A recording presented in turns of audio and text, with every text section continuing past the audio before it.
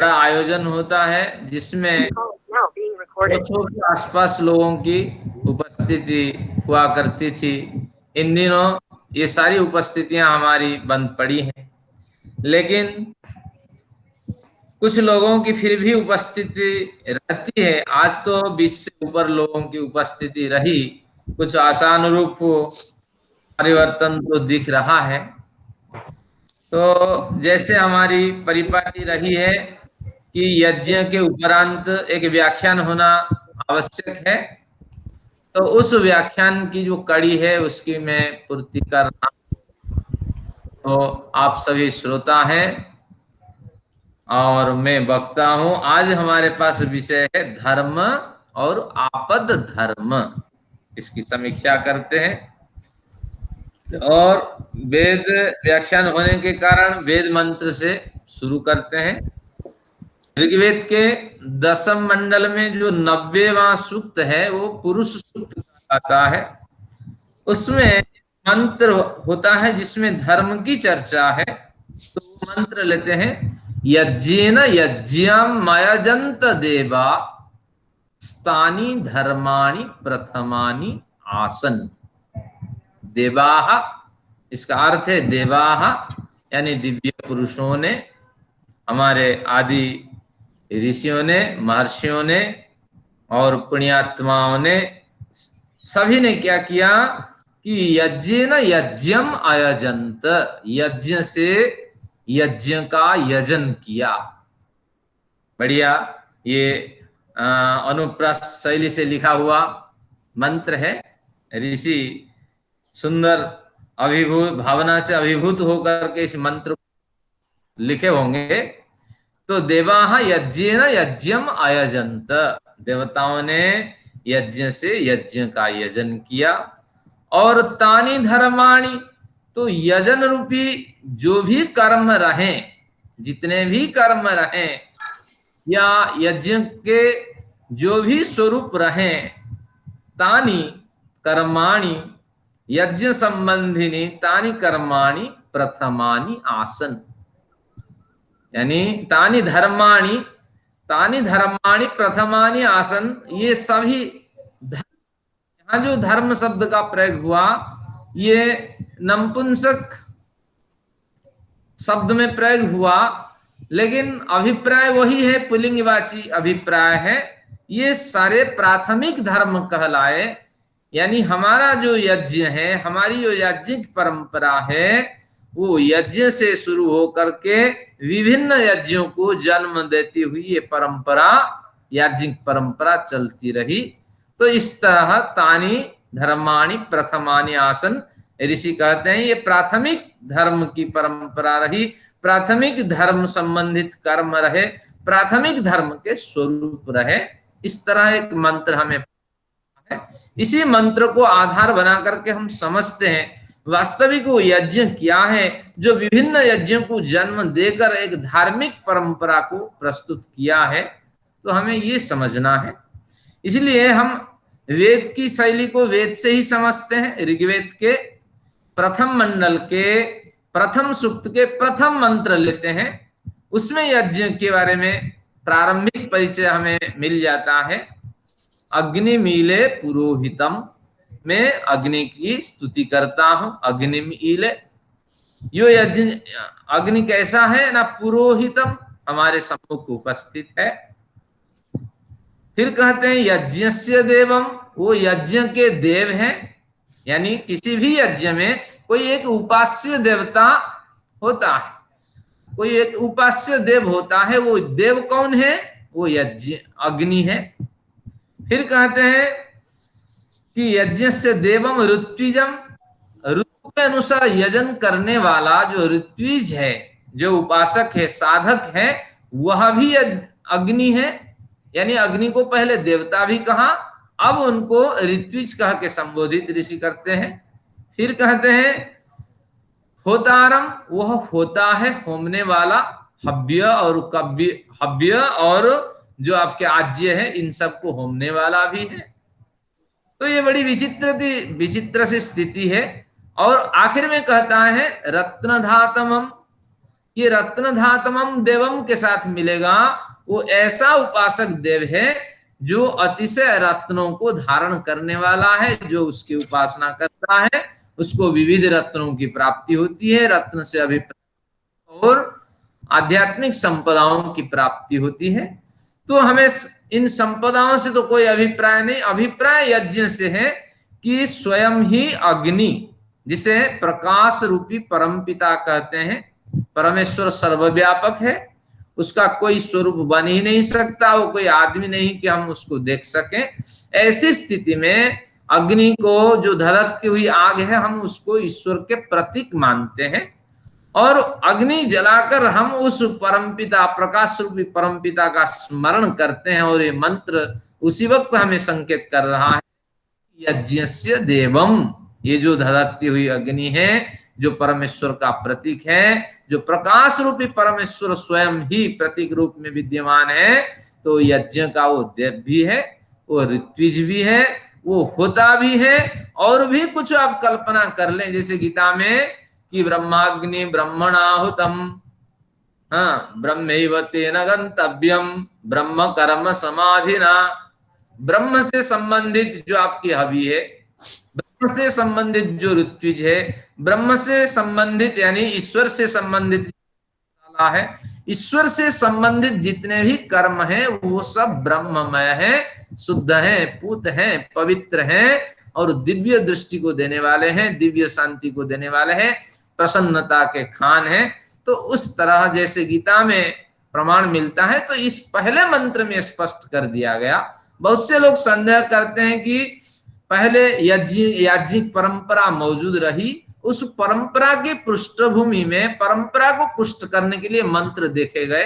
तो उन्हीं लोगों के लिए ये प्रश्न है जो आज विचारणीय है कि अगर याज्ञिक परंपरा रही और उसकी पृष्ठभूमि में मंत्र देखे गए, तो एक ही मंत्र में कह रहा है देवता भी हो, तुम ऋत्विज भी हो, तुम होता भी हो और तुम ऐसे देवता हो कि विविध फलों को देने वाले हो।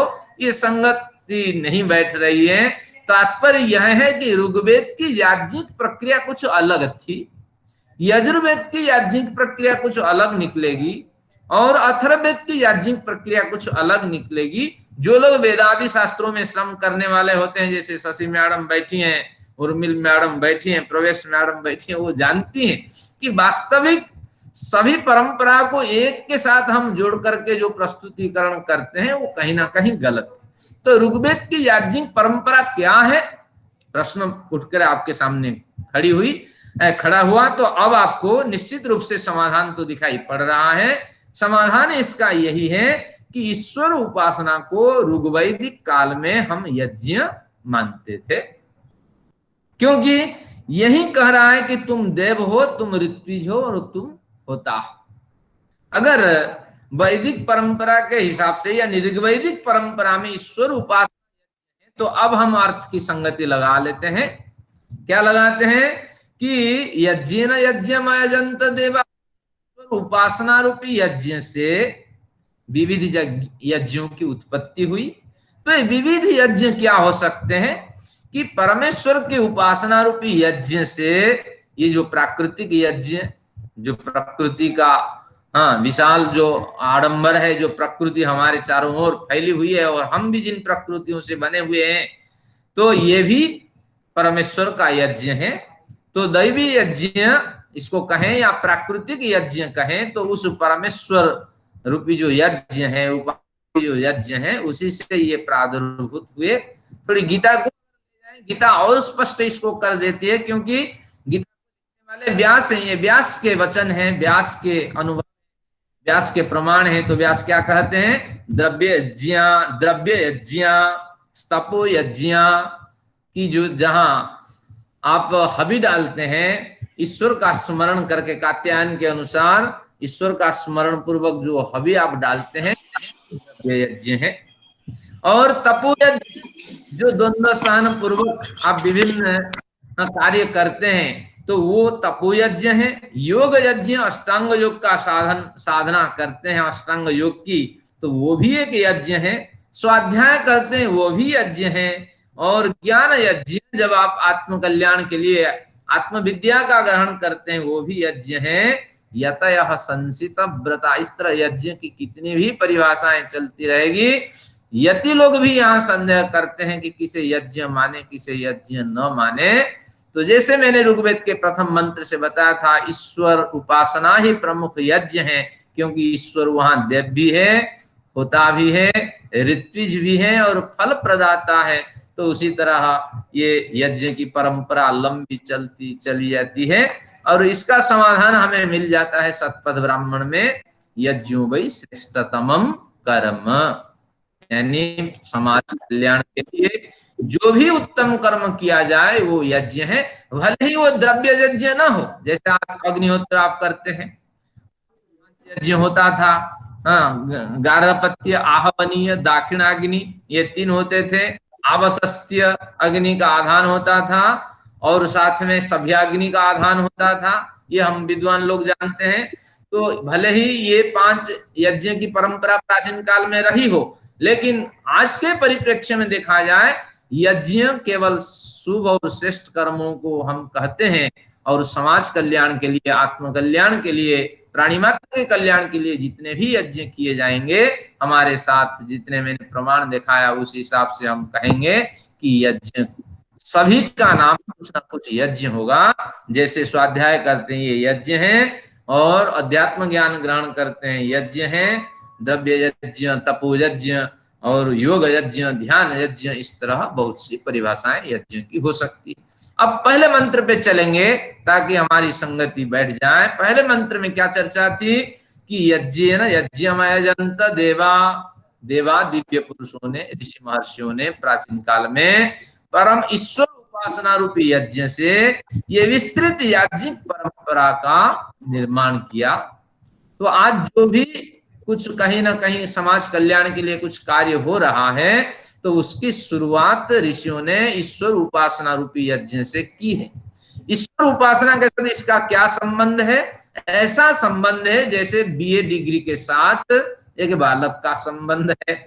जैसे सामान्य डिग्री बीए को कहते हैं, जिसके पास बीए डिग्री है ये संदेह नहीं करना उन्होंने मैथ्स नहीं पढ़ा हो, उन्होंने साइंस नहीं पढ़ी है, उन्होंने जो सामान्य ज्ञान के लिए जो आपकी ज्योग्राफी होती है और जो भी साहित्य उस देश में प्रचलित है उसको नहीं पढ़ा है, आप नहीं कह सकते।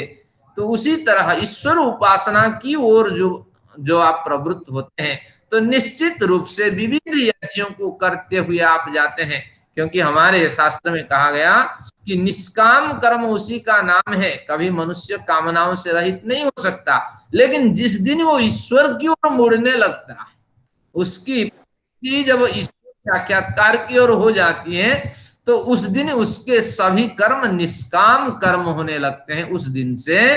तो इसीलिए ईश्वर उपासना की ओर प्रवृत्त व्यक्ति न प्राणियों की हिंसा करता है, न प्राणियों को कष्ट देता है, प्राणियों के कल्याण के लिए प्रयत्नशील रहता है, स्वयं भी दुख उठाता है, और इस तरह समाज कल्याण के लिए और आत्म कल्याण के लिए वो प्रवृत्त होता है। तो निश्चित रूप से इस परिभाषा से आपको ये समझ लेना चाहिए कि ईश्वर उपासना ही सभी यज्ञ का मूल है, सभी यज्ञों की जड़ है। अब ये जो यज्ञिक परंपरा ईश्वर उपासना से फैली, प्राकृतिक यज्ञ से लेकर के द्रव्य यज्ञ और स्वाध्याय यज्ञ तक, ये जो परंपरा है, इस परंपरा को जब वेदांग साहित्य की रचना हुई उस समय स्मार्त सूत्र बने। वेदांग साहित्य की रचना में श्रौत सूत्र, गृह सूत्र, धर्म सूत्र और सुलभ सूत्र, धर्म सूत्र को हम दूसरे शब्द में स्मार्त सूत्र कहते हैं। तो मन्वादि स्मृति शास्त्रों का इसके पश्चात प्रणयन हुआ। तो उन्हीं स्मार्त सूत्र के आधार पे आज हम धर्म का निर्णय करते हैं और मनु को सर्वोच्च स्थान देते हैं, क्योंकि मनु ने स्वयंभू मनु ने इस सूत्र को बनाया। तो इसलिए उस मनु की महत्ता हमारे इस कल्प में बहुत अधिक है। तो उनके भी धर्म लक्षण समझते हैं, वेद के धर्म लक्षण समझे, परंपरा में प्रचलित धर्म लक्षण समझे। अब पहले मनु को समझते हैं, मनु किसे धर्म कहते हैं ना। उर्मिल मैडम जी ने 2 व्याख्यानों से स्पष्ट कर दिए हैं ही धर्म के 10 लक्षण होते हैं, जो धृति क्षमा दम स्तेयम शौचम इंद्रिय निग्रह धीर विद्या सत्यम अक्रोध दशकम धर्म लक्षण। इसकी मैं विशेष चर्चा नहीं करूंगा, लेकिन जब प्रसंग आया है केवल संकेत करूंगा। धृति धीरज धारण करना, क्षमा उतावल से गुस्सा भाव व्यक्त नहीं करना, क्षमा करते रहना, ये भी धर्म का एक लक्षण है। धृति क्षमा दम इंद्रियों का दमन करना, इनकी चाह जो है उस दिशा में इनको प्रेरित नहीं करना। सामान्य प्रयत्न करने से ये संभव हो जाता है, क्योंकि इसमें 2 बार इंद्रिय शब्द आएगा। एक तो इंद्रिय निग्रह, एक इंद्रियों का दमन। इंद्रिय दमन में सामान्य प्रयत्न होता है, इंद्रिय निग्रह में बलवान प्रयत्न होता है कि उसकी दिशा को मोड़कर हमारे एकाग्र बिंदु जो हमारा लक्ष्य है उस ओर उसको स्थापित करना होता है। तो वो प्रकरण आएगा, मैं फिर बताऊंगा। यहाँ केवल दमन का अभिप्राय है। इंद्रियां जो चाहती हैं, इंद्रियां सुख चाहती हैं, शराब पीना, हाँ कितना सुख है, पीने में बड़ा आनंद आता है, बड़ी नींद आती है, लेकिन इंद्रियां तो चाहती है। गलत काम करना उसको व्यसन कहा गया है, क्योंकि विशेष रूप से इसमें आसन होता है, सुख का अनुभूति होती है, लेकिन वो गलत मार्ग है। तो ऐसे मार्गों पर जो इंद्रियां भागे तो उस समय उसको मोड़ देना, ये दम है। धृति क्षमा दमस्तेय, चोरी न करना, शौच अंदर और बाहर शुद्धता बनाए रखना। अंदर का सत्य भाषण से शुद्धिकरण होता है और बाहर का मृत जल आदि से शुद्धिकरण होता है, साबुन आदि से शुद्धिकरण होता है। शौचम इंद्रिय निग्रह। अब इंद्रिय निग्रह यानी इंद्रियों को संयत करके, जबरदस्ती नहीं, बलात् नहीं, यानी ज्ञान समझ के साथ इंद्रियों को संयत करके अपने लक्ष्य प्राप्ति की दिशा में उसको लगाते रहना, ये इंद्रिय निग्रह। धी शब्द का यहाँ अभिप्राय है कि ऋषि प्रणीत साहित्यों का अध्ययन करना, इसमें बुद्धि विकसित हो जाती है। और विद्या से अभिप्राय आत्मज्ञान से है, साधना से है। ये आपको थोड़ी सी बारीकी है, किसमें दम है, इंद्रिय निग्रह, धी और विद्या में है। तो इसलिए इसको समझना है। केवल जो मुक्तिकामी ग्रंथ है, आर्ष साहित्य, उनका स्वाध्याय ही विद्या है, नहीं, धी है। और विद्या से अभिप्राय है आत्मज्ञान को प्राप्त करना, प्रकृति पुरुष के विवेक ख्याति को जानना। तो इस तरह वास्तविक जो निर्विप्लवादी विवेक ख्याति है उस ओर गुजरना, आत्म साधना की ओर जाना, ये आपका विद्या है आपकी। तो धीर विद्या सत्य, सत्य का मन कर्म और वचन से इसका पालन करना, और अक्रोध, क्रोध को प्रकट नहीं करना, यानी क्रोध भाव से रहित हो जाना, ये हमारे धर्म के लक्षण है। क्यों धर्म के लक्षण हम इसे कहते हैं? सरलता से अगर कोई विद्यार्थी पूछे तो इसकी परिभाषा यही है, धारणा धर्म इत्याहु, यानी इसको धारण करने के कारण ये धर्म कहलाते हैं। और धर्मो धारयते प्रजा प्रजाः, धर्मः प्रजाः धारयते, ये जो धर्म है ये प्रजाओं को धारण करता है, इसलिए प्रजा भी इसे धारण करें। यानी जैसे आप जेवर पहनते हैं, जेवर पहनने के कारण सुंदरता भी साथ में है, संपन्नता भी पता लगता है। अगर बढ़िया 2-3 क्या 20-30 ग्राम के आप जेवर पहन करके, सोने का जेवर आप घूमिए, इसके साथ क्या होगी? आज तो समस्याएं हैं, कहीं छिन जाएगा आपका वो जेवर, लेकिन अगर घूमते हैं तो उसमें 2 चीज स्पष्ट होती है कि आप निश्चित रूप से संपन्न परिवार के हैं, और संपन्नता प्रायशः व्यक्तियों को मिलती है। ये हमारी परंपरा में देखिए, आज तो धोखे में कहीं असंपन्न अशिक्षित व्यक्ति को संपन्नता मिल जाए, लेकिन शास्त्र का सिद्धांत है कि शिक्षित व्यक्ति के पास ज्यादा संपन्नता होती है। तो एक तो आप शिक्षित पता लगेंगे, साथ में आपकी संपन्नता का भी ज्ञान होगा। और आपने अगर जेवर खरीदा तो मैचिंग करके तो खरीदा, तो आपका आभूषण के कारण आपका सौंदर्य बढ़ जाएगा। तो इसी तरह ये जो 10 लक्षण पाए गए हैं, ये धर्म के स्वरूप लक्षण हैं। मैं एक विद्वान होने के नाते इन शास्त्रों में बड़ा श्रम करने वाला हूं, तो इसलिए ये धर्म के स्वरूप लक्षण हैं, इन लक्षणों को बदला नहीं जा सकता। तो ध्रियते इति धर्म, धर्म यानी इनको धारण किया जाता है। अगर आप अक्रोध यानी क्रोध भाव को धारण करते हैं तो निश्चित रूप से आप शोभित होंगे। अगर आप सत्य के उपासक हैं तो निश्चित रूप से आपकी शोभा बढ़ेगी। अगर आप धृति धीरज के अधिकारी हैं तो निश्चित हर क्षेत्र में आपकी शोभा की वृद्धि होगी। ये धर्म के स्वरूप लक्षण है, ये लक्षण बदल नहीं सकते।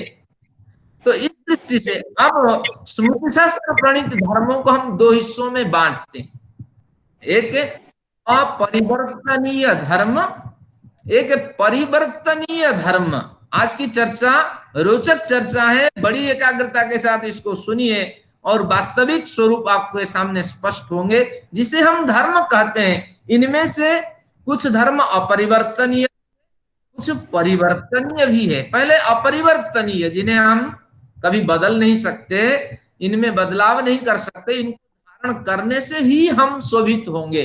अगर इनको धारण नहीं करते हैं तो हम शोभित नहीं होंगे, हमें कोई नहीं पूछेगा। और सामान्य जो सड़क पे घूमने वाले जैसे व्यक्ति होते हैं तो उसी तरह हमारी कोई वैल्यू नहीं होगी, कोई प्रतिष्ठा नहीं होगी, जन्म हमारा निरर्थक होगा। और जन्म हो और सुवासित जीवन न जिए तो उस तरह स्थिति में गुजरेंगे। तो इसलिए ये अपरिवर्तनीय धर्म है।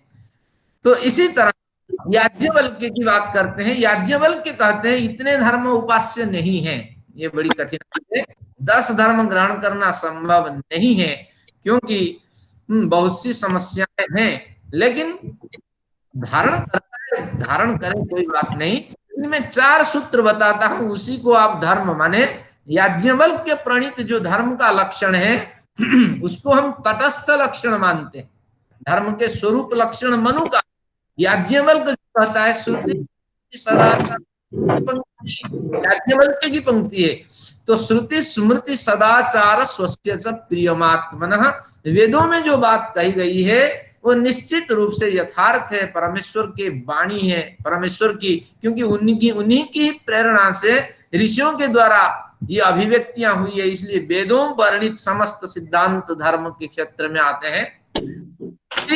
अगर वेद वर्णित सिद्धांत आपको नहीं मिलते हैं, इन सिद्धांतों से आपका परिचय नहीं है, तो स्मृति प्रतिपादित सिद्धांतों को आप अपनाइए। फिर कहते हैं सदाचार, जो आज पुरुष हैं जिसे आप आदर्श व्यक्ति मानते हैं, वो जिस पगडंडी पे चलते हैं, जो मार्गदर्शन दे के जाते हैं, तो ऐसे क्षेत्र में अगर स्मृति शास्त्र का प्रमाण आपके पास मौजूद नहीं तो इनको भी आप भलीभांति अपनाइए।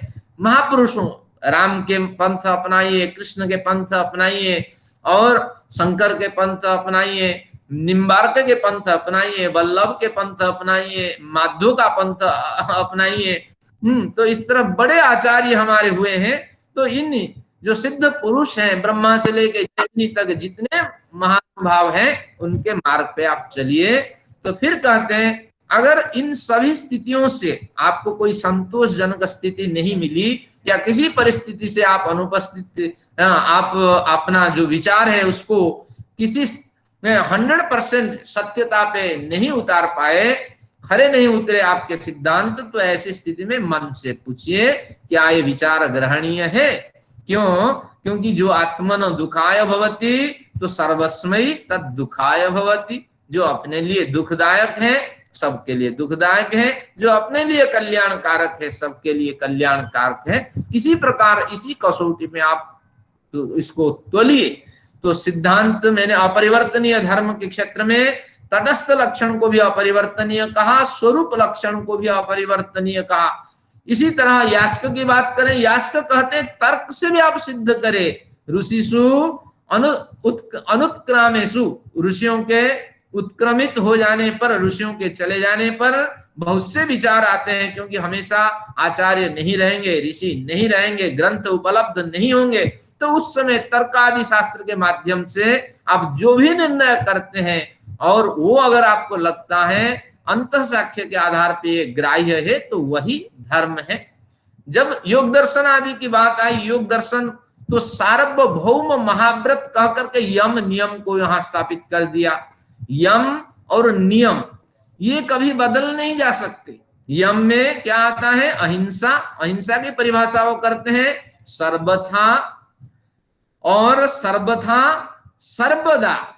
सर्वभूतानाम अनभिद्रोह अहिंसा, सर्वथा सब प्रकार से, सर्वदा हर समय सभी प्राणियों के प्रति हिंसा न करना, ये अहिंसा है। तो उसी तरह सुंदर परिभाषा करते हुए अहिंसा, सत्य, अस्तेय, ब्रह्मचर्य, परिग्रह, शौच, संतोष, तपस्वाध्याय, ईश्वर प्रणिधान, ये 10 धर्म के लक्षण बताने के बाद वो कहते हैं ये सार्वभौमिक महाव्रत, संपूर्ण सृष्टि में जितनी भूमि है उनमें विद्यमान जितने प्राणी हैं जो आत्म कल्याण के लिए प्रयत्नशील हैं, उन सभी के लिए ये धर्म के लक्षण होते हैं। और ये महाव्रत धर्म है, इनमें कोई बदलाव नहीं हो सकता। केवल व्रत नहीं है, व्रत शब्द का अर्थ कर्म, कर्म का अर्थ आचरण, आचरण का अर्थ धर्म ग्रहण। तो इसलिए ये परिवर्तन के क्षेत्र में नहीं आ सकते, इसलिए ये अपरिवर्तनीय धर्म है। इन धर्म में आप परिवर्तन नहीं कर सकते। तो जैसे मैंने कहा था, धर्म को पहले अपरिवर्तनीय समझेंगे, कुछ धर्म परिवर्तनीय धर्म भी हम समझते हैं। और शास्त्रकार कहते हैं कि परिवर्तनीय धर्म क्या है ना, परिवर्तनीय धर्म है देश, काल और पात्र के भेद से जो धर्म निर्धारित होता है। धर्म यानी जिसे धारण करने से आपकी शोभा बढ़ती है, जेवर के समान, वही धर्म है। तो देश, काल, परिस्थिति के हिसाब से बहुत से धर्म होते हैं। ये अपरिवर्तनीय धर्म, ये इसको धारण करने से मानव में मानविकता है। धर्म वास्तविक मानविकता का नाम है। अगर इन सभी जो चर्चा हुई, स्वरूप लक्षण, तटस्थ लक्षण, सार्वभौमिक महाव्रत यम नियम रूप जो धर्म है, इसको धारण करने से मानविकता की प्राप्ति होती है और आप एक मानव के नाते योग्य विवेचन कर पाते हैं, योग्य निर्णय कर पाते हैं। तो ये धर्म अपरिवर्तनीय हुए। लेकिन कुछ परिवर्तनीय धर्म भी है। वो क्या है कि देश, जिस देश में रहते हैं उस देश के कुछ नियम होते हैं। हमारे देश में ड्राइवर बैठ के कहां से गाड़ी चलाता है कि राइट हैंड साइड पे बैठ करके गाड़ी चलाता है, लेकिन बाहर देश में लेफ्ट हैंड साइड पे बैठ के गाड़ी चलाता है। ये देश का एक स्वतंत्र नियम है। हमारे देश का भी जो नियम है, उस नियम का अगर हम पालन करते हैं तो ये हमारा धर्म कहलाता है। एक नागरिक होने के नाते जो भी हमारे लिए गाइडलाइन से अगर उसे हम पालन करते हैं तो उसे हम धर्म कहते हैं। अब चर्चा करते हैं देश के हिसाब से धर्म, काल के हिसाब से भी धर्म है। आज के हिसाब से जो विपरीत परिस्थितियों से हम गुजर रहे हैं, आज धर्म है कि मास्क पहन करके बाहर निकलना, बालक हो तो बाहर नहीं निकलना, वृद्ध हो तो बाहर नहीं निकलना, रोगी हो तो बाहर नहीं निकलना, लेकिन मास्क पहन के निकलना। ये हमारा जो है, ये जो काल भित्तिक धर्म है, ये धर्म परिवर्तनशील धर्म है, अपरिवर्तनशील नहीं है। इनमें बदलाव किया जा सकता है। और समझते हैं कि पात्र बेसिस में जो धर्म है वो भी परिवर्तनशील है।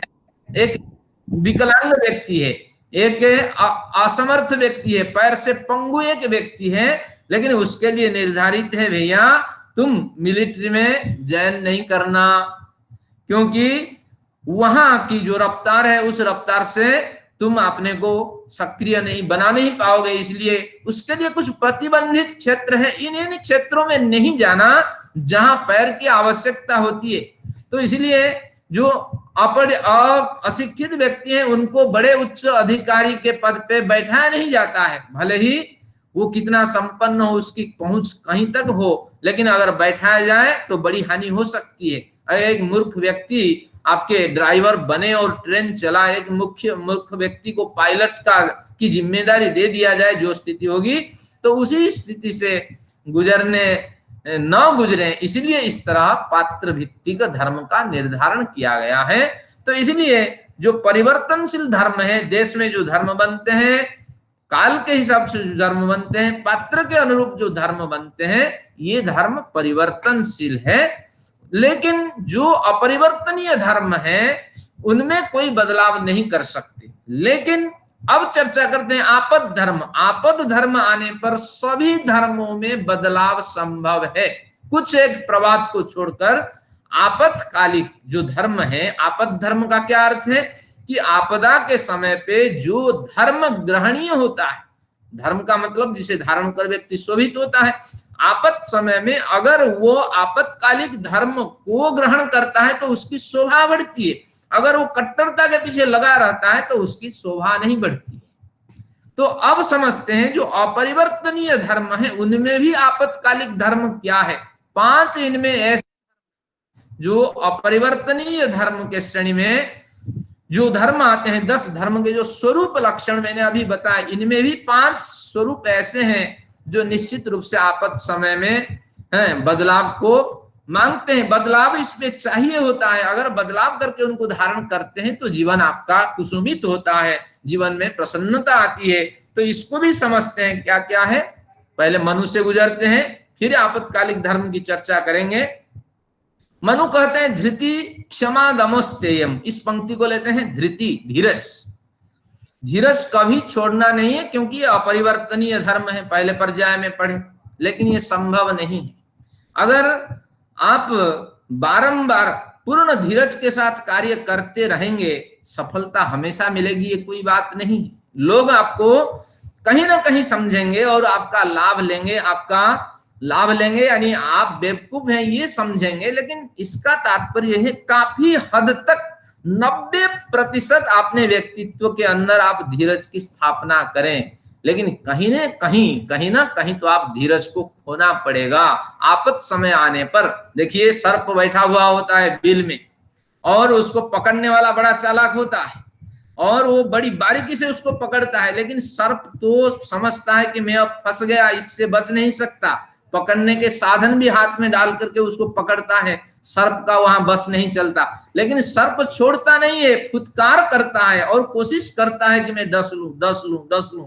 तो उसी तरह हमें धीरज, आखिर दम तक धीरज को धारण नहीं करना। जहां हमें लगा कि धीरज की बांध अब टूटने वाला है तो उस समय हमें क्रोध भी व्यक्त करना चाहिए, क्योंकि धीरज भले ही अपरिवर्तनीय धर्म हो जाए, लेकिन आपत समय में कभी ना कभी आपको इस धीरज को खोना पड़ता है, उसी से शोभा बढ़ती है। अगर ये नहीं होता है तो आप बिल्कुल दब्बू बन के रह जाते हैं, जिसको कहते हैं बुद्धू। ये शब्द बुद्ध से उत्पन्न हुआ, समझ लें। बुद्ध ज्ञान की प्राप्ति के लिए बड़ी साधना करते थे। तो इसीलिए बुद्ध सुनते नहीं थे, किसी भी बात पे प्रतिक्रिया नहीं व्यक्त करते थे। तो ऐसी स्थिति में लोगों ने क्या, बुद्ध ज्ञान से जो सुंदर शब्द बना बुद्ध, उसको लोगों ने क्या कहा, बुद्धू व्यक्ति है, यानी मूर्ख व्यक्ति है। इसकी एक गलत परिभाषा बनाई गई। संभवतः मुसलमानों के आने के बाद यह शब्द बदला, लेकिन भारत में बुद्ध हर शब्द धातुज होता है और ज्ञान के अनुसार भारत में हर शब्द गृहीत होता है। तो ये भाषा शास्त्र का विषय है, इतिहास का विषय है, इस पे विचारणीय है।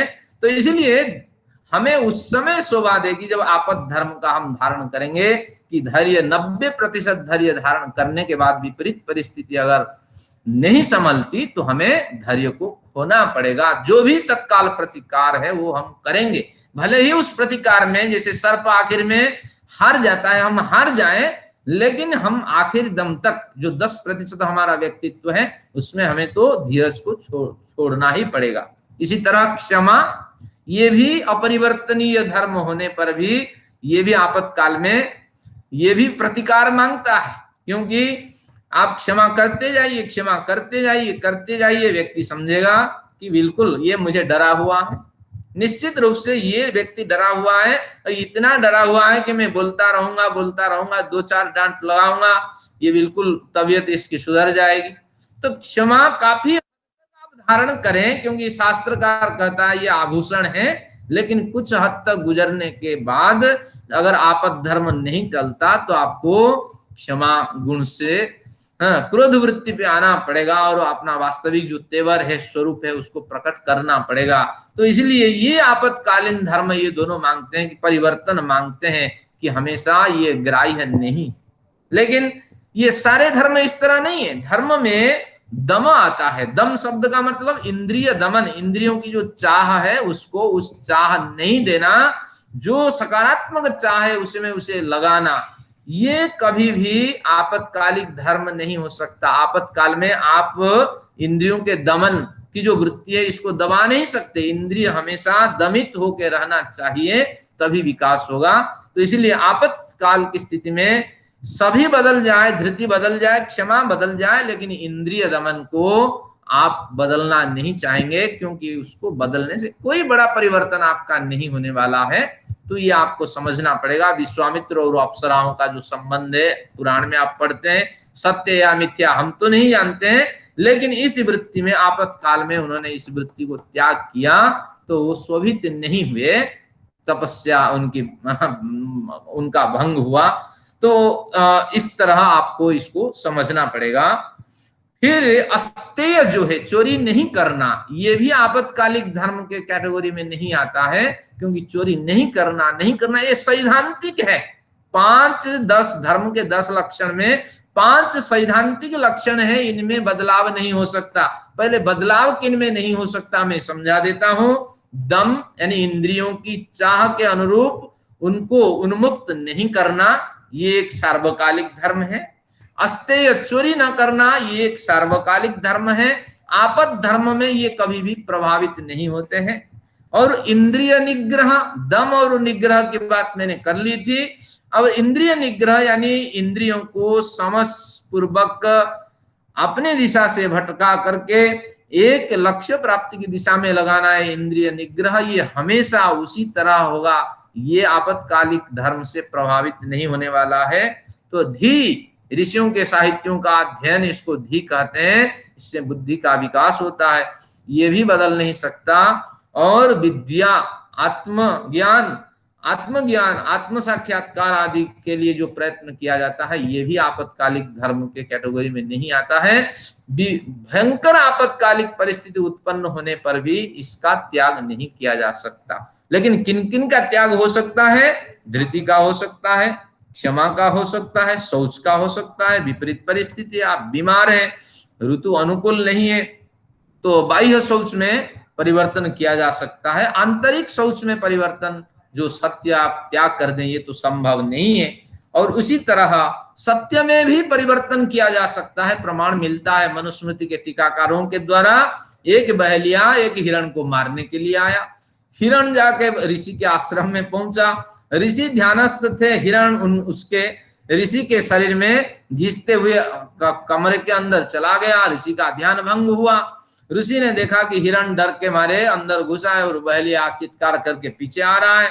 उस समय ऋषि फिर ध्यानस्थ हो गए और बहलिया ने पूछा, ऋषिवर आप झूठ नहीं कहेंगे, मेरा हिरण इधर आया है, घायल होके कहाँ है? लेकिन ऋषि ने नीरवता वहां अपनाई। तो शास्त्र का मतलब है कि सत्यात मौनम विशिष्यते, किसी भी परिस्थिति में अगर आपको सत्य बोलना है तो मौन धारण कर लीजिए, क्योंकि असत्य नहीं बोलना है तो मौन धारण कर लीजिए। सत्यात मौनम विशिष्यते, अगर सत्य बोलते तो हिरण की हत्या होती। अगर यहाँ हिरण की हत्या होती तो क्या हानि होती कि हिरण की चीख पुकार और उसके घर्षण हो जाने से जो संस्कार ऋषि के हृदय में पड़ा, उससे कई दिन तक इनका ध्यान नहीं लगता, समाधि नहीं लगती इनकी, तो बड़ी तकलीफ होती, बड़ी पीड़ा होती। तो इसलिए सत्यात मौनम विशिष्यते, फिर शास्त्र उसको उलट देता है, मौनात सत्यम विशिष्यते। कुछ परिस्थिति में भी आपको बोलना पड़ता है, मौन जहां काम नहीं करता वहां सत्य भी आपको बोलना पड़ता, वास्तविक यथा तथ्य से अवगत कराना पड़ता। क्योंकि बहुत सी मीटिंग होती है, मंत्रणा होती है, उसमें मौन धारण नहीं किया जा सकता। उस स्थल पे देश के कल्याण के लिए, समाज के कल्याण के लिए और जो भी हमारा प्रोजेक्ट है उसके कल्याण के लिए आपको बोलना पड़ता। तो इसलिए ये परिस्थिति में बदलते हैं। ये पंक्ति भी आज नोट कर लीजिए जो लोग स्वाध्यायशील है, कभी कभी मौन से सत्य भी महत्वपूर्ण होता है, कभी सत्य से मौन भी महत्वपूर्ण होता है। तो उसी तरह अक्रोध, क्रोध नहीं करना, ये आपत्कालिक स्थिति में ये स्वरूप बदल देता है। ये अपरिवर्तनीय धर्म होने पर भी आपत्कालिक स्थिति में परिवर्तनीय हो जाता है। क्योंकि अगर क्रोध नहीं करेंगे तो कहीं ना कहीं समाज में हमारा वजूद भी खतरे में रहेगा। आपको तो क्रोध किसी परिस्थिति में काफी हद तक संतुलन रखना है, लेकिन किसी भी परिस्थिति में आपको क्रोध भी प्रकट करना होता है। ईश्वर परम क्रोधी है। आप देखिए ईश्वर का क्रोध कैसा क्रोध है ना, जब प्राणियों के कल्याण के लिए क्रोध किया जाता है तो उसका नाम उस समय क्या होता है कि मन्यु हो जाता है। तो इसलिए ईश्वर क्रोध करता है, भयंकर क्रोध करता है कि व्यक्ति को पकड़ लेता है कि ब्लैक बियर या आपके जो होते हैं जंगली जानवर, शेर और चीता के अलावा जितने भी जानवर होते हैं, तो जब पकड़ लेता है उसको नोच नोच के खाता है। और ईश्वर इसके पीछे, ईश्वर भी मौजूद है, सब देख रहा है, उसके दिल नहीं पिघलता। क्यों नहीं पिघलता? कि उसके द्वारा हमारा कर्माशय, जो गलत कर्माशय है, वो निश्चित रूप से क्षय होगा। ईश्वर निश्चित रूप से यहाँ क्रोध तो कर रहा है, लेकिन हमारे आत्म कल्याण के लिए क्रोध कर रहा है। उस क्रोध को हम मन्यु कहेंगे। तो यहाँ क्रोध में भी अंतिम समय तक आप 90% अपने व्यक्तित्व में अक्रोध की स्थिति बनाई रखिए, लेकिन उस व्यक्ति के कल्याण के लिए जो आप पे हावी हो रहा है, तो कहीं ना कहीं आपको तो क्रोध प्रकट करना पड़ेगा, जिससे उसका भी कल्याण होगा, आपका भी कल्याण होगा। तो उस स्थिति का नाम है मन्यु। इस तरह इसको आपको समझना पड़ेगा। अब मैं आपद धर्म के कुछ स्वरूप आपको स्पष्ट कराता हूं। मैंने धर्म की बात बता दी, मैंने इसके स्वरूप लक्षण, तटस्थ लक्षण आदि से परिचित करा दिया, सार्वभौमिक महाव्रत का उपदेश दे दिया, और अभी इनमें 5 ग्राह्य है, परिवर्तनशील है आपातकाल की स्थिति में, और 5 अपरिवर्तनशील है, ये भी बता दिया। अब मैं चर्चा करता हूं कुछ आपद धर्म की चर्चा, जिसमें मनुस्मृति के 10वां अध्याय में है। इन शास्त्रों में कभी आश्रम में रहते हुए मैंने बड़ा श्रम किया था, कभी कभार स्मरण में आ जाते हैं, तो आज बढ़िया प्रकरण आपको दिया। अब इससे पूर्व मैं एक वेदांत सूत्र से परिचय कराना चाहता हूं। सर्वान्नानुमतिश्च प्राणात्यये तद्दर्शनात्, कहते हैं जितने भी धर्म बताए गए हैं, देखिए धर्म में आपातकाल के स्थिति में धर्म 5 बदल जाते हैं, और फिर क्या कहा कि विशेष परिस्थिति में धर्म नहीं बदलते, लेकिन इन सबको इस सूत्र ने मात दे दी। ये सूत्र क्या कहता है, देखिए, सर्वान्नानुमतिश्च प्राणात्यये तद्दर्शनात्, जो अपरिवर्तनीय धर्म है, परिवर्तनीय धर्म है, ये सभी धर्म त्याग किए जा सकते हैं। किस परिस्थिति में? प्राणात्यये, जब आप प्राण संकटापन्न हैं, जब आपकी जान अभी जाने वाली है और विपरीत परिस्थिति, भयंकर परिस्थिति है, 1-2 मिनट में, 1-2 सेकंड में आपकी जान जा सकती है, तो ये सारे परिवर्तनीय और अपरिवर्तनीय धर्म आपत्कालिक धर्म कहलाते।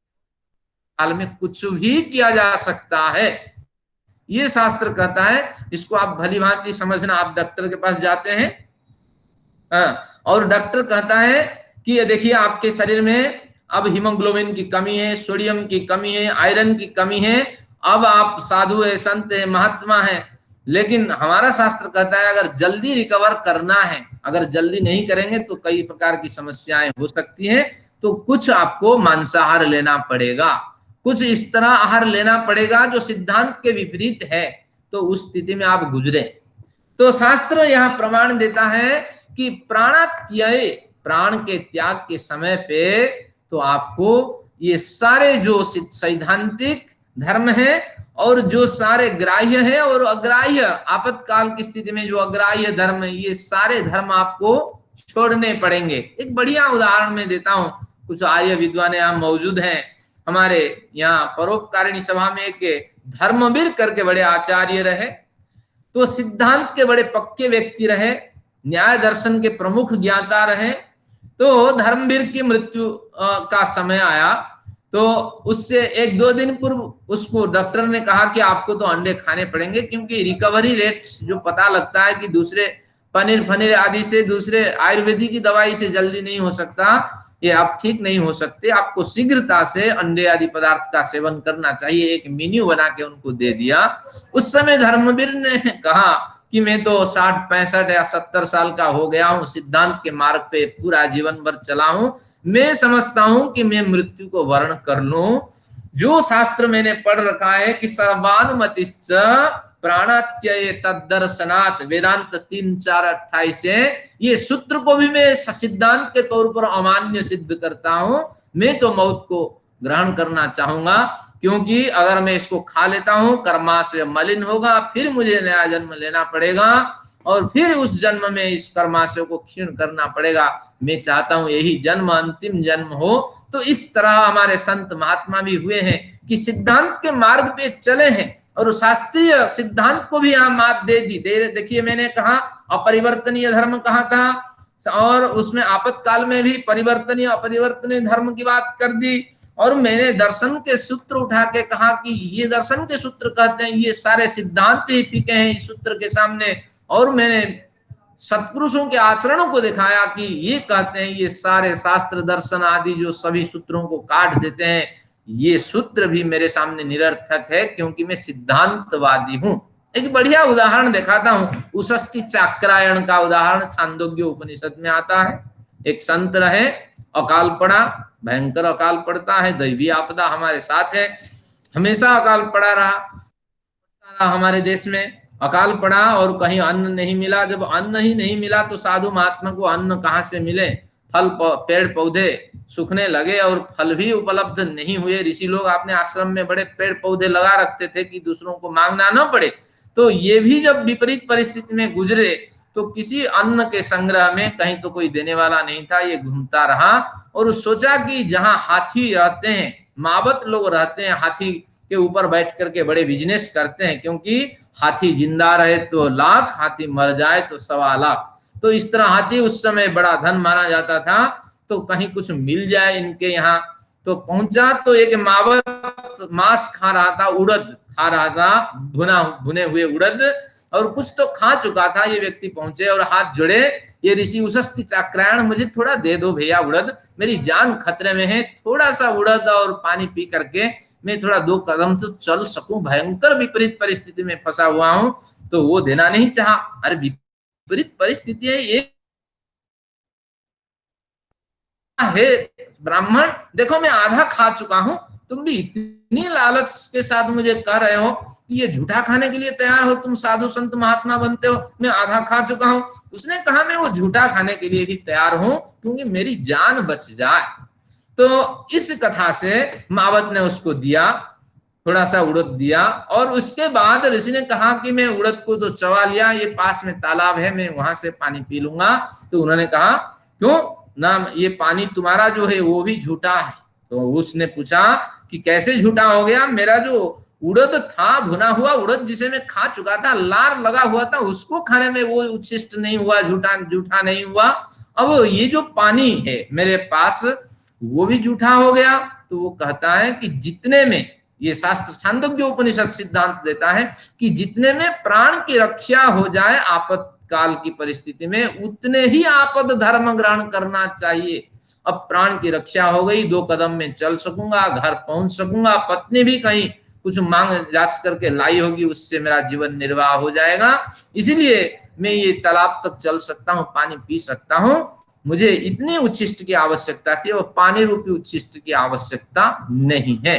तो आप समझ जाना चाहिए, शास्त्र कहता है कि विपरीत परिस्थिति आने पर हम सभी धर्मों को त्याग कर सकते हैं, और उनमें भी अगर प्राणपात की स्थिति आए तो सभी को हम न्यौछावर कर सकते हैं, सभी धर्म कर्म सिद्धांत को छोड़ सकते हैं। लेकिन कितने समय तक?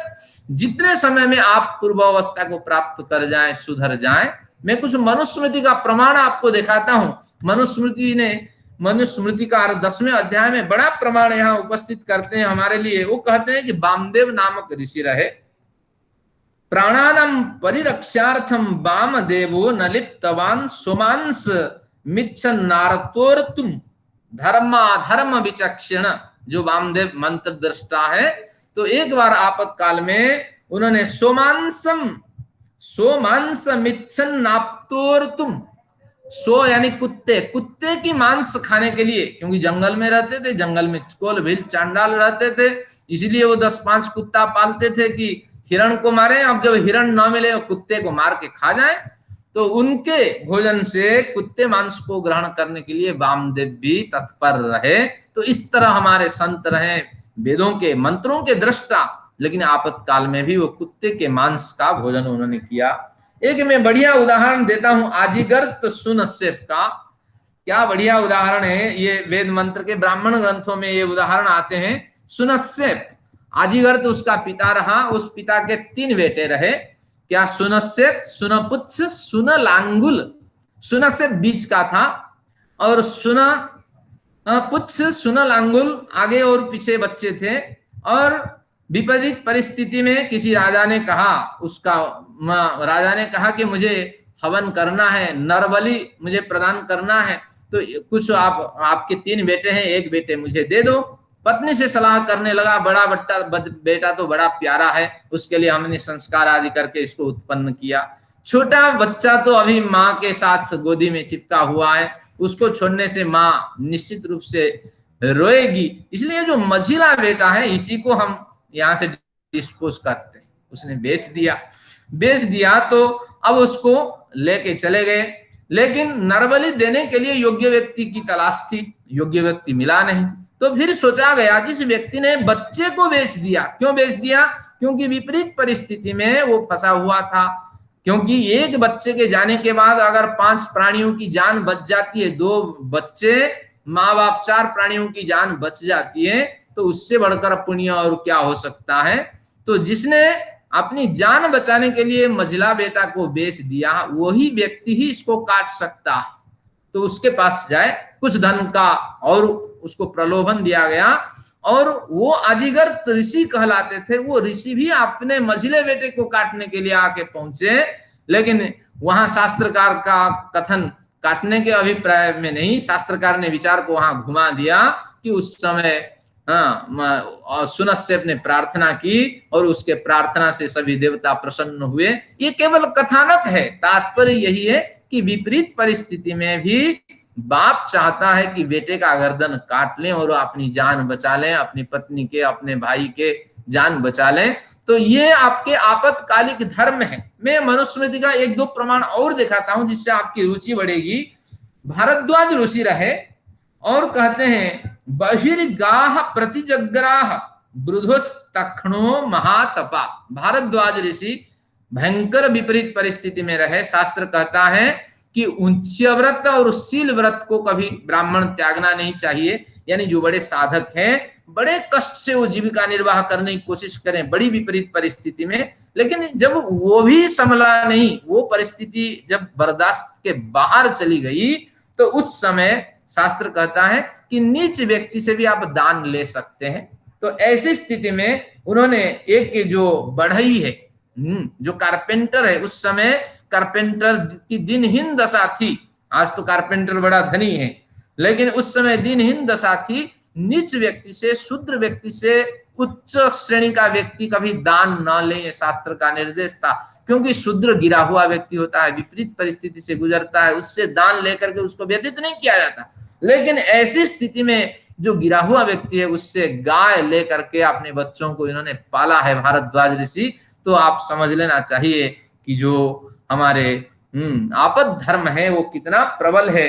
और आगे कहा गया कि विश्वामित्र ऋषि भी स्वजघनिम, विश्वामित्र स्वजाघनिम क्षुधार्त चातुमभ्यागाद विश्वामित्र स्वजघनिम। एक जो कोलभिल लोग हैं वो कुत्ते को मार के उसके जांघे को काट रहे थे, वो पहुंचा, भैया मुझे वो जांघे दे दो, मैं उसको पका के खा जाऊं। तो इस तरह ऋषियों के साथ बहुत सी घटनाएं घटित हुई है। तो इससे हमें स्पष्ट ये संकेत ले लेना चाहिए आज के परिप्रेक्ष्य में कि शास्त्र के सिद्धांत मानने के लिए हम तैयार हैं। धृति क्षमा दमस्ते आदि अपरिवर्तनीय नियम है, यम नियम आदि सार्वभौमिक महाव्रत मानने के लिए तैयार है, कोई इसमें गुंजाइश नहीं। लेकिन विपरीत परिस्थिति में भी इनमें आगे पीछे करके हमें क्या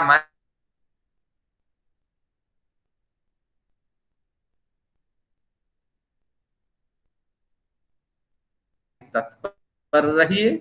अगर इतना संभव नहीं है तो जैसे मैंने सत्पुरुषों का उदाहरण दिया, अगर सिद्धांत के आप पक्के व्यक्ति हैं कि मेरे गर्दन कट जाए मैं मुसलमान धर्म ग्रहण नहीं करूंगा, क्या अर्जुन सिख के गुरु अर्जुन देव की क्या बात है, गर्दन काटने के लिए मैं तैयार हूं, शीशगंज में मेरा शीश ही लटक जाए, लेकिन मैं सिद्धांत के विपरीत मार्ग पे नहीं चल सकता। तो ऐसी परिस्थिति में अगर गुजरते हैं तो मुक्ति आपके लिए, मुक्ति करे स्थितवती तू पुरा गुरुणाम। अब विषय को मैं समझ लेता हूं, किन किन परिस्थितियों में 5-6 परिस्थितियां ऐसी होती है कि वहां आपद धर्म का पालन किया जाता है। मैं कुछ आपको संकेत कर देता हूं। इसमें प्राणन्यास के समय पे आपको कोशिश करना चाहिए। अगर आप अगला जन्म लेना चाहते हैं तो आप प्राण नाश के समय पे ये धर्म जो सिद्धांत है इसका त्याग कर सकते हैं। बालकों के लिए ये धर्म के सिद्धांत ग्राह्य नहीं है, कोशिश कराया जाए कि बालक पालन करें, न करें तो इसके लिए नहीं। वृद्धों के लिए ये नियम, योगी व्यक्ति के लिए, मतिभ्रम व्यक्ति के लिए ये नियम लागू ही नहीं होता। और अनैतिक असामाजिक कार्य करने वाले आपके जो उपदेष्टा हैं, कई बार बाप और बेटी के साथ अवैध संबंध होता है, तो इत्यादि अनैतिक और असामाजिक कार्य करने की स्थिति में भी यहाँ आपको आपद धर्म आ पहुंचा है। लेकिन ऐसी परिस्थिति में आपको आपद धर्म का अधिकार यहाँ प्रयोग करना चाहिए और उस सिद्धांत को, बाप के सिद्धांत को भी वहां काट देना चाहिए। बाप की हत्या कर दें या अदालत के आश्रय लेना चाहिए। और फिर संदेह के स्थल पे, बहुत से स्थल पे संदेह बना रहता है, तो सत्यासत्य परीक्षा करके भी आपको निर्णय करना चाहिए ये सिद्धांत ग्राह्य है या न है। तो इस तरह ये 6 सिद्धांत हैं। धर्म निश्चित रूप से धारणीय है, शोभा बढ़ती है, लेकिन आपातकाल का निर्णय करके अगर इस धर्म का यथा योग्य स्वरूप हम अपनाते हैं तो निश्चित रूप से ये धर्म हमारा सौंदर्य और अधिक बढ़ाता है। तो इसलिए मानो धर्मो हतो बधित, हतः धर्म, जो धर्म हमने जिस धर्म की रक्षा नहीं कर पाई वो धर्म हमारा सौंदर्य को वृद्धि नहीं करने वाला है। अगर हम धर्म की रक्षा करते हैं निश्चित रूप से हमारा सौंदर्य बढ़ता है, क्योंकि विपरीत परिस्थिति में सभी ने लक्कर में रखे हुए हैं अपने जेवर। ये भी आपातकालिक धर्म है, अगर इसको अगर पहना लिया जाए तो कब जान चली जाएगी ये पता नहीं है। तो यही सौंदर्य है कि जब जब उत्सव आए निकाल के पहने और रख दें। ये भी एक विपरीत परिस्थिति है।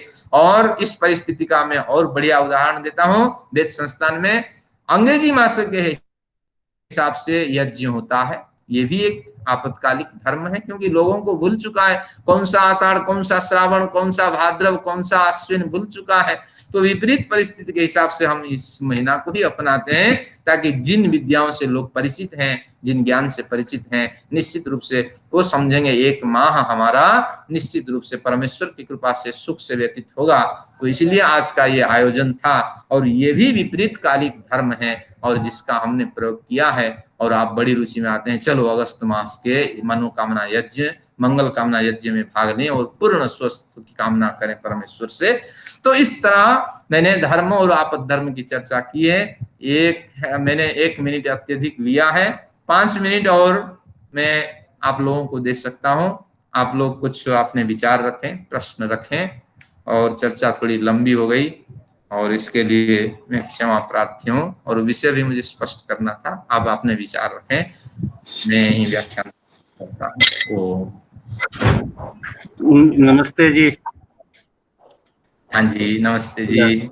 इजाजत हो तो ये जो आपने उत्तर दिया था अपने बच्चे को ऑफर करने वाला, वो कुछ तर्कसंगत नहीं लगा कि जो आपने कथा सुनाई थी कि ये बच्चा ये है वो बच्चा भैया, ये तो प्रासंगिक लगता नहीं कुछ है। हमारे प्राचीन इतिहास में ये तर्क मिलता है कि विपरीत परिस्थिति में भी लोग बच्चों को बेच देते थे।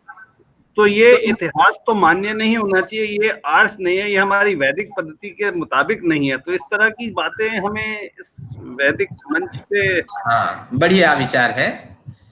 वेदों से तो संबंध नहीं है, लेकिन इसका संबंध क्या है कि वेदों को परिपुष्ट करने के लिए वेदों के जो सिद्धांत है, जो धर्म के सिद्धांत, मैंने प्रारंभ में अगर आप आए होंगे कि ईश्वर उपासना से ये सिद्धांत चलता हुआ चला गया, बड़ी परंपरा इस सिद्धांत से बनी। उस परंपरा को ये उदाहरण पुष्ट करता है और जिससे हमें बल मिलता है कि प्राण त्याग से पूर्व किसी भी हद तक हम जा सकते हैं, सिद्धांत का भी त्याग कर सकते हैं। ये इसके पीछे है। और वेद में तो इतिहास नहीं है, उल्लेख नहीं है, तो हम इस बात को स्वीकार करते हैं। वैसे भी आजकल भी अपने प्राण के खातिर किसी दूसरे के प्राण को ऑफर कर देना, तो ये तो कई पुराने जमाने के, आजकल भी कोई लॉजिक नहीं समझता इसका। तो नहीं, बात तो सही है। अपने प्राण की रक्षा के अतिरिक्त अगर दूसरे प्राण को बचाते हैं उससे और अधिक पुण्य होता है, लेकिन ये संभव नहीं है, क्योंकि आप जानते हैं पति पत्नी दोनों हैं, यमराज आके कहें दोनों में से एक को लेना चाहूंगा और लोग की प्रवृत्ति है, पुरुष तो कहेगा अरे पत्नी ही पहले चली जाए, क्योंकि अगले जन्म में हम तो 7 जन्म तक साथ रहेंगे, अगले जन्म में मिल जाएंगे, क्योंकि समाज है। तो चलिए बढ़िया आपने बात बताई। अगर अपने से ज्यादा अगर दूसरों की जान को हम परवाह करते हैं तो निश्चित रूप से सुफल मिलता है और पुण्यादि लोगों की प्राप्ति होती है। धन्यवाद, आप एक प्रबुद्ध चिंतक रहे। दास जी, हाँ आपका जी। काफी उद्बोधक रहा है ये धर्म और आपद धर्म पे। परंतु मैं एक चीज जानना चाहती हूँ कि दम शब्द को आपने इंद्रियों से क्यों, मन को वश में करना भी तो दम कहलाता है। हाँ, मैं तो कहता दम अलग हो जाता है और इंद्रिय निग्रह अलग हो जाता है। हूँ, दम की इंद्रिय परिभाषा जो मेधातिथि के ग्रंथ में है कि विकार हेतु विषय सन्निधाने अपि अविक्रिय, विकार के उत्पन्न होने पर विषय की ओर इसकी सन्निधि, इंद्रियों की सन्निधि हो जाने पर अविक्रिय की स्थिति बनी रहनी, यानी हम अविक्रिय बनी रहें, जो भी प्रवृत्ति जिस ओर हो रही है उस ओर उसको रोक देना है। लेकिन दम से कहीं महत्वपूर्ण है इंद्रिय निग्रह, ये मेरे व्याख्यान में विषय था। इंद्रिय निग्रह तो दे ही दिया है। तो इंद्रिय हाँ, निग्रह तो मन चंचल है और मन को वश में करना भी जरूरी है। तो मन को आपने कहीं भी धर्म के अंदर नहीं लिया, 10 धर्म में। बिल्कुल यही ग्राह्य है सारा। जो इंद्रियों को निग्रह कौन करेगा, क्योंकि उभयात्मकम मन हाँ, उभयात्मक है।